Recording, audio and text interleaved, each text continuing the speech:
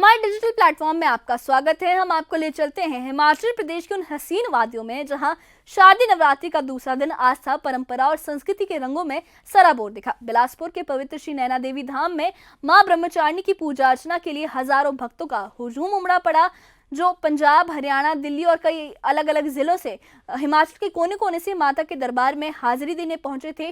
तो दूसरी तरफ कांगड़ा के नूरपुर में सदियों पुरानी ध्वजारोहण की एक रिवायत इस बार भी पूरे जोशो खरोश के साथ निभाई गई, जहां बैंड बाजों के साथ शोभा यात्रा और रामलीला का आगाज हुआ। मंदिरों में जयकारे गूंजे, भक्ति में भक्त और परंपराओं का यह अनोखा संगम दिखा, जो हिमाचल की फिजा को और भी रूहानी बना रहा है। आइए इस खास रिपोर्ट में हम आपको दिखाते हैं मां की भक्ति और हिमाचल की सांस्कृतिक धरोहर का ये जश्न, जो आपके दिल को भी छू लेगा। देखिए ये खास रिपोर्ट।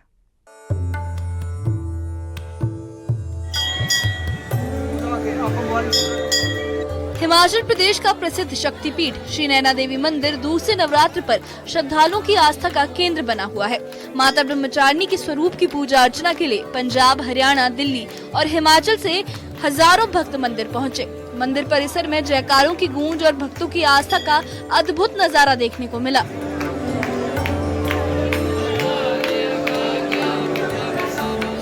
श्रद्धालुओं की भीड़ को देखते हुए प्रशासन और मंदिर न्यास ने विशेष इंतजाम किए हैं। मेला अधिकारी और एसडीएम धर्मपाल ने मंदिर क्षेत्र का निरीक्षण किया। उन्होंने कहा कि श्रद्धालुओं की सुविधा के लिए सड़कों की मरम्मत और व्यवस्थाओं पर ध्यान दिया गया है।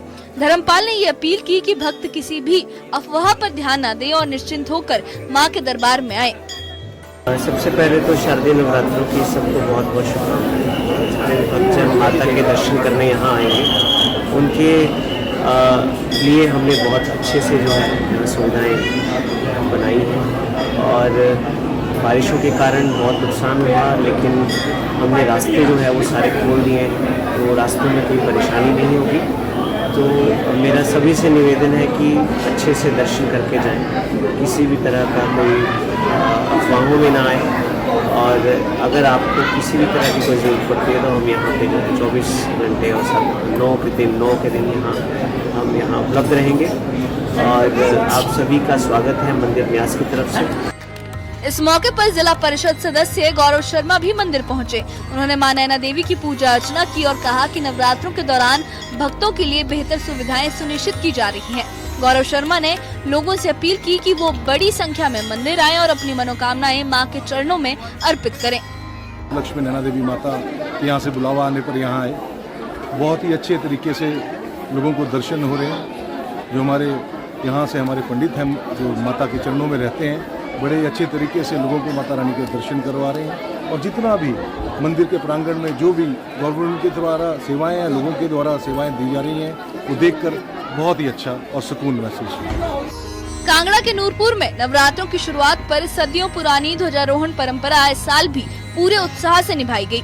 राजा साहेब दशहरा रामलीला क्लब की अगुवाई में बैंड बाजों के साथ शोभा यात्रा नूरपुर किले तक पहुंची। यहाँ विधिवत पूजा अर्चना के बाद ध्वजारोहण हुआ और 11 दिवसीय रामलीला और दशहरा उत्सव का शुभारंभ किया गया। झंडारोपण द्वारा किया जा रहा है और इसके बाद हमारा ये 11 दिन का चलने वाला दशहरा आज से शुरू होगा। ये परंपरा राजा महाराजाओं के टाइम से यहाँ इस किले से शुरू हुई थी। उसी परंपरा को आगे हम ये शहरवासी इसको निभा रहे हैं। कि नूरपुर की दशहरे की खासियत है, यहाँ पे 11 दिन दशहरा यहाँ पे ग्राउंड में किया जाता है। यहाँ छोटे बच्चे आके दशहरे की रस्म को निभाते हैं और अपने कर्तव्य को दिखाते हैं। और फिर रात को वही कार्यक्रम हमारा रामलीला क्लब में क्लब के सदस्यों द्वारा किया जाता है। दशहरा कमेटी के प्रधान गौरव महाजन ने बताया कि ये परंपरा राजाओं के समय से चली आ रही है और शहरवासी हर साल इसे पूरे उत्साह से निभाते हैं। वहीं क्लब सदस्य सुनील पिंटू ने कहा कि दशहरे के दौरान प्रतिदिन झांकियां निकाली जाती हैं और रात को रामलीला मंचन होता है। उन्होंने ये भी कहा कि इस बार पहली बार पूरे शहर को रंग बिरंगी लाइटों से सजाया गया है। कि हमारा राजा साहब दशहरा क्लब की ओर से जो आज दशहरे का और रामलीला का जो आगाज़ है, वो प्रधान हमारे क्लब के जो रिपू महाजन जी, गौरव महाजन जी के द्वारा यहाँ किया गया है। और सभी कलाकार, सभी सदस्य यहाँ इनके साथ मौजूद हैं और शहरवासियों का हमारे साथ बड़ा सहयोग रहता है। मैं सभी शहरवासियों का और कलाकारों का हार्दिक अभिनंदन, धन्यवाद करता हूँ। हमारा ये जो दशहरा है, ये 11 दिन यहाँ चलेगा। हम अपने चिपड़ा मंदिर से रामलीला ग्राउंड से ये अपने एक झांकी के रूप में दशहरा लेकर यहाँ ग्राउंड में पहुँचते हैं।